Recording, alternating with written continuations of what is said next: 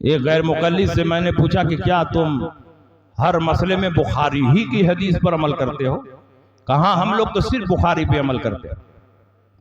میں نے کہا بتاؤ تم بیٹھ کر پیشاب کرتے ہو کہ کھڑے ہو کر پیشاب کرتے ہو؟ تو کہا کہ ہم لوگ بیٹھ کر پیشاب کرتے ہیں۔ میں نے کہا پوری بخاری شریف میں بیٹھ کر پیشاب کرنے کی کوئی بھی حدیث دکھاؤ پورے سیوان کے سارے غیر مقلدین مل کر دکھائیں تو میں 1,00,000 روپیہ انعام دینے کے لیے تیار۔ بیٹھ کر بخاری شریف میں بیٹھ کر پیشاب کرنے کی ایک بھی حدیث نہیں۔ میں پوری ذمہ داری سے بولتا ہوں، امام بخاری رحمت اللہ علیہ ہیڈنگ تو لگا رہے ہیں باب البول قائمن وقائدن، بیٹھ کر اور کھڑے ہو کر پیشاب کرنے کا بیان۔ تین حدیثیں حضرت حذیفہ ابن الیمان کی ذکر کی ہیں اور تینوں حدیثوں میں کھڑے ہو کر پیشاب کرنے کا ذکر ہے، بیٹھ کر پیشاب کرنے کا ذکر نہیں۔ بخاری شریف میں جو حدیث ہے وہ سنیے، اتى النبی صلی اللہ علیہ وسلم سباتة قوم فبال قائما وتوضأ ومسح على ناصیته۔ حضور علیہ السلام قوم کے گھور کے پاس آئے، کھڑے ہو کر پیشاب کیا، وضو کے لیے پانی منگایا، وضو فرمایا اور اپنی پیشانی کے اگلے حصے پر مسح کیا۔ اس میں صاف لکھا ہے فبال قائما، کھڑے ہو کر پیشاب کیا۔ تو کیا دنیا کا مسلمان اب کھڑے ہو کر پیشاب کرنے لگے اس لیے کہ بخاری شریف میں کھڑے ہو کر پیشاب کرنے والی حدیث ہے؟ نہیں، کوئی مسلمان کھڑے ہو کر پیشاب کرنا یہ پسند نہیں کرتا، بلکہ سنت یہ ہے کہ بیٹھ کر پیشاب کرو۔ حالانکہ یہ سنت والی حدیث بخاری میں نہیں ہے۔ عائشہ صدیقہ فرماتی ہیں یہ بخاری میں نہیں ہے، بخاری کے باہر ہے، صحیح ستہ میں ہے، من حدثکم ان النبی صلی اللہ علیہ وسلم کان یبول قائما فلا تصدقوه کما کان یبول الا قائدا۔ جو تم سے یہ حدیث بیان کرے کہ رسول پاک کھڑے ہو کر پیشاب کرتے تھے اس کی بات نہ ماننا۔ میرے سرکار نے جب پیشاب کیا ہے بیٹھ کر پیشاب کیا ہے، کبھی کھڑے ہو کر پیشاب نہیں۔ اب بتاؤ حدیث میں تعارض اور ٹکراؤ ہو گیا کہ نہیں؟ بخاری کی حدیث بتاتی ہے کہ رسول پاک سید عالم، بخاری شریف میں حدیث ہے، بیٹھیے بخاری شریف میں حدیث ہے کہ رسول پاک نے کھڑے ہو کر پیشاب کیا، اور بخاری شریف کے علاوہ میں ہے کہ رسول پاک نے بیٹھ کر پیشاب کیا۔ اب بتاؤ حدیث میں ٹکراؤ اور تعارض ہے کہ نہیں ہے؟ تعارض ہے۔ تو ایسے موقع پر جب حدیث میں ٹکراؤ ہوتا ہے تو ہم رسول اللہ کی سنت تلاش کرتے ہیں کہ رسول پاک کی سنت کیا۔ حدیث یہ بھی ہے، حدیث وہ بھی ہے، لیکن رسول پاک کی سنت کیا ہے؟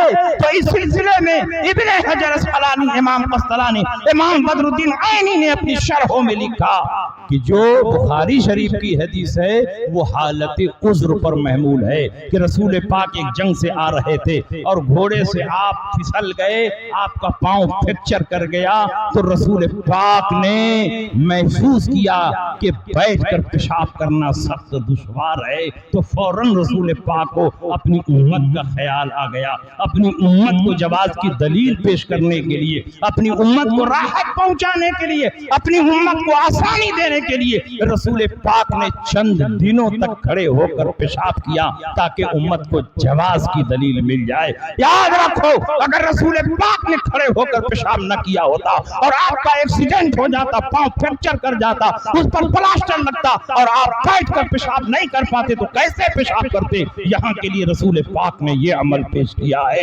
لیکن جب کوئی عذر نہ ہو، کوئی تکلیف نہ ہو، کوئی پریشانی نہ ہو تو بیٹھ کر پیشاب کرنا یہی رسول اللہ کی سنت ہے، اس کو حضرت عائشہ نے بیان کیا۔ تو بتاؤ آپ سنت پر عمل کرو گے کہ آپ جائز پر عمل؟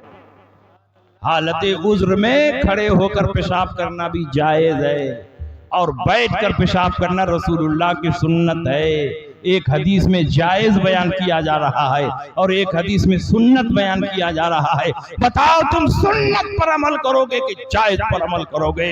ہم سنت پر عمل کریں گے اس لیے کہ ہم اہل سنت ہیں۔ جب دو حدیثوں میں تعارض اور ٹکراؤ ہو تو ہم صرف حدیث نہیں دیکھتے بلکہ رسول پاک کی سنت دیکھتے ہیں، اس لیے کہ جب سنت پر عمل کریں گے تو حدیث پر خود بخود عمل ہو جائے گا، لیکن حدیث پر عمل کریں گے تو ضروری نہیں کہ رسول پاک کی سنت پر عمل ہو جائے، اس لیے کہ ہر سنت حدیث ہے مگر ہر حدیث رسول اللہ کی سنت نہیں۔ اس لیے میرے بھائی اب ان سے پوچھئے کہ آپ سینے پر ہاتھ باندھ کر نماز پڑھتے ہیں، آپ بتائیے کہ مردوں کے لیے کہاں لکھا ہے کہ وہ سینے پر ہاتھ رکھ کر کے نماز پڑھیں؟ بخاری میں دکھائیں، مسلم میں دکھائیں، ترمذی میں دکھائیں، ابو داؤد میں دکھائیں، نسائی میں دکھائیں، ابن ماجہ میں دکھائیں، پوری صحاح ستہ میں کہیں دکھا پائیں گے؟ ہم سے تو ہر چیز پر بخاری کی حدیث کا مطالبہ کر رہے ہیں، اور ہم کہتے ہیں پوری صحاح ستہ میں کہیں بھی دکھا دو کہ مردوں کو نماز میں سینے پر ہاتھ رکھنا چاہیے تو میں تمہاری غلامی کے لیے تیار ہوں۔ پوری دنیا کے غیر مقلدین جمع ہو جائیں تو ایک بھی حدیث پیش نہیں کر سکتے صحاح ستہ میں کہ مردوں کو سینے پر ہاتھ رکھ کر نماز پڑھنا چاہیے، تو کیوں تم سینے پر ہاتھ رکھ کر نماز پڑھ رہے؟ یہ تو بخاری میں بھی نہیں ہے، مسلم میں بھی نہیں ہے، ترمذی میں بھی نہیں ہے، ابو داؤد میں بھی نہیں ہے، نسائی میں بھی نہیں، ابن ماجہ میں بھی نہیں۔ سعودیہ حج کے زمانے میں غیر مقلد سے بحث ہوئی، میں نے کہا آپ بتائیے سینے پر ہاتھ رکھنے کی حدیث کہاں؟ انہوں نے کہا صحیح ابن خزیمہ میں۔ میں نے کہا کیا ہے صحیح ابن خزیمہ میں؟ کہا وائل ابن حجر نے فرمایا تمہارے لیے سنت ہے کہ تم سینے پر ہاتھ باندھو۔ میں نے کہا کن سے فرمایا کہ تمہارے لیے سنت ہے کہ تم سینے پر ہاتھ باندھو؟ بیٹھ جاؤ ہم موقع دیں گے تم کو۔ کس نے بتایا؟ رسول پاک سید عالم صلی اللہ علیہ وسلم نے کن کے لیے یہ عمل پیش کیا؟ وائل ابن حجر کن کے لیے یہ حدیث بیان فرما رہے ہیں؟ عورتوں کے لیے حدیث بیان فرما رہے ہیں، کیونکہ عورتوں کے سینے پر کچھ ہے جس کو چھپانے کے لیے رسول پاک یہاں ہاتھ رکھنے کا حکم دے رہے ہیں۔ اسلام ایک پاکیزہ مذہب ہے۔ جب ہماری مائیں اور بہنیں نماز کے لیے کھڑی ہوتی ہے تو اسلام یہ چاہتا ہے کہ اگر ایک طرف اللہ کی عبادت ہو رہی ہے تو دوسری طرف عورت کی پردہ پوشی بھی ہوتی رہے۔ فَإِنَّهُ أَسْتَرُ لَهُنَّ، کیونکہ اس میں عورت کی پردہ پوشی زیادہ ہے۔ تو تم کیوں سینے پر ہاتھ رکھے ہو؟ یہ تو عورت کے لیے حکم دیا گیا کہ پردہ پوشی کے لیے سینے پر ہاتھ رکھو، تمہارے سینے پر کچھ نہیں ہے جس کو چھپانے کے لیے تم سینے پر ہاتھ رکھے ہو۔ اس لیے اگر مرد ہو تو مردوں کی حدیث پر عمل کرو۔ حضرت علی فرماتے ہیں فَإِنَّ مِنَ السُّنَّةِ وَزَالِ يَمِينَ عَلَى الْيَسَارِ تَحْتَ السُّرَّةِ، یہ بات سنت سے ہے کہ داہنے ہاتھ کو بائیں ہاتھ پر رکھ کر ناف کے نیچے باندھو۔ اور جب صحابی رسول کہے فَإِنَّ مِنَ السُّنَّةِ كَذَا، یہ بات سنت سے ہے، تو نخبہ اصول حدیث کی مشہور کتاب ہے، اس میں لکھا ہوا ہے کہ صحابی رسول جب مطلق کہے کہ یہ بات سنت سے ہے تو اس سے رسول اللہ کی سنت مراد ہوتی ہے، کسی اور کی سنت مراد نہیں ہوتی ہے۔ اگر کسی اور کی سنت مراد لیتا تو ان کا نام ذکر کرتا، ابو بکر کی سنت یہ ہے، عمر کی سنت یہ ہے، خلفائے راشدین کی سنت یہ ہے۔ لیکن جب مطلق فرمائے کہ سنت سے یہ بات ہے تو اس سے رسول اللہ کی سنت مراد ہوتی ہے، وہ حدیث مرفوع کے درجے میں ہے۔ اس کا مطلب یہ ہے کہ رسول پاک کی سنت یہ ہے کہ دائیں ہاتھ کو بائیں ہاتھ پر رکھ کر ناف کے نیچے باندھا جائے۔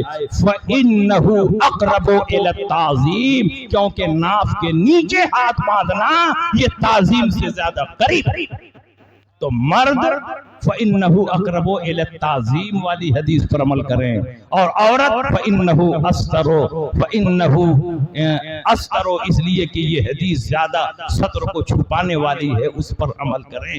تو دونوں کا بٹوارہ ہو گیا، جس کے پاس چھپانے کی چیز ہو وہ چھپانے والی حدیث پر عمل کرے، اور جس کے پاس چھپانے کی کوئی چیز نہ ہو وہ ناف کے نیچے ہاتھ باندھے تاکہ غایت تعظیم کا اظہار ہو سکے۔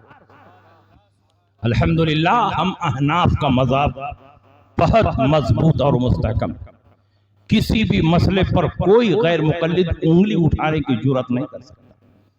یہ 8 رکعت تراویح پڑھتے ہیں، ابھی رمضان آنے والا ہے نا مارچ میں، آپ دیکھیں گے کہ یہ 8 رکعت تراویح پڑھیں گے۔ سارے صحابہ 20 رکعت تراویح پڑھتے تھے، سارے صحابہ 20 رکعت تراویح پڑھتے تھے۔ حضرت عمر ابن خطاب نے ابی ابن کعب کی امامت میں سارے صحابہ کو جمع فرما دیا، اور ابی ابن کعب نے 20 رکعت تراویح پڑھائی۔ صحابہ میں سے کسی نے انکار نہیں کیا، گویا 20 رکعت تراویح پر اجماع صحابہ۔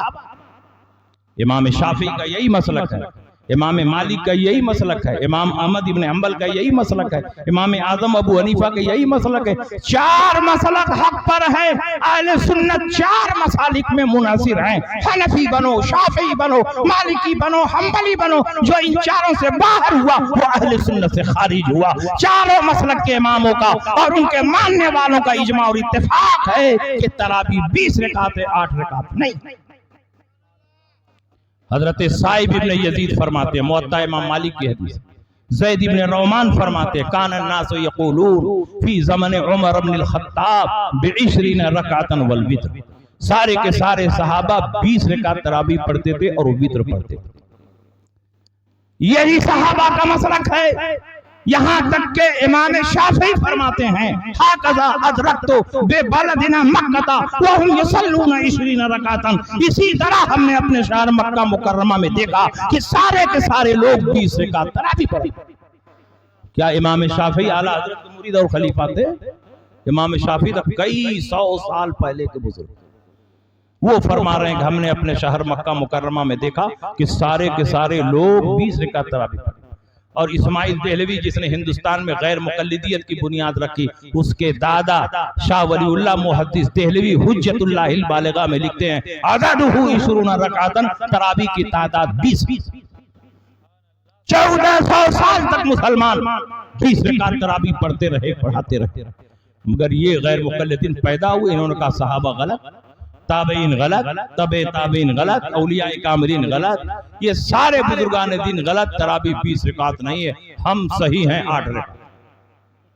ان سے کہا گیا کہ تم دلیل دو، تم اہل حدیث ہو تو کوئی حدیث پڑھ کے سناؤ، تو کوئی حدیث تو تھی نہیں، تو تہجد والی روایت کو تراویح پر فٹ کر۔ ما کان یزید رسول اللہ صلی اللہ علیہ وسلم علی 11 رکعتا فی رمضان وغیرہ، حضور علیہ السلام عشاء کی نماز مسجد نبوی میں پڑھتے تھے اور عشاء پڑھ کے اپنے حجرے میں آتے اور آدھی رات تک آرام فرماتے، پھر آدھی رات کے بعد جب اٹھتے تو تہجد کی نمازیں پڑھتے اور اس کے ساتھ وتر کی نماز پڑھتے۔ تو جو حجرے میں نماز پڑھتے وہ 11 رکعت سے زیادہ نہیں پڑھتے تھے، رمضان میں بھی اور رمضان کے علاوہ میں بھی، یعنی سالوں سال 11 رکعت پڑھتے تھے، جس میں 8 رکعت تراویح کی ہے اور 3 رکعت وتر۔ حضرت عائشہ فرماتی ہیں حضور علیہ السلام 3 رکعت وتر پڑھتے تھے۔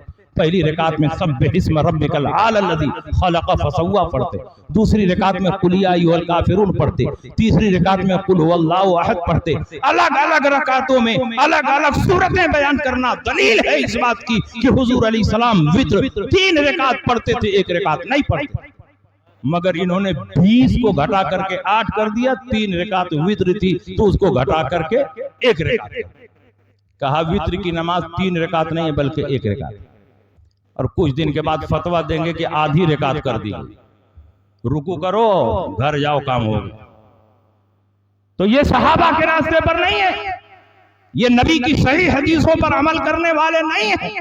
بتاؤ 20 رکعت تراویح پر تو حدیثیں ہیں، لیکن 8 رکعت تراویح پر کون سی حدیث ہے؟ اور جو حدیث تم پیش کر رہے ہو وہ تو تہجد کے بارے میں ہے، وہ تراویح کے بارے میں نہیں ہے، کیونکہ تراویح کی نماز صرف رمضان میں پڑھی جاتی ہے، اور اس حدیث میں لکھا فی رمضان وغیرہ ہی، رمضان میں بھی اور غیر رمضان میں بھی حضور کا یہی معمول تھا۔ یہ دلیل ہے اس بات کی کہ یہ تراویح سے متعلق روایت نہیں ہے، یہ تراویح سے متعلق ہی نہیں ہے، یہ تہجد کے بارے میں ہے۔ اسی لیے امام ترمذی نے جب اس حدیث کو نقل کیا تو باب التراویح میں نہیں نقل کیا، باب التہجد میں نقل کیا۔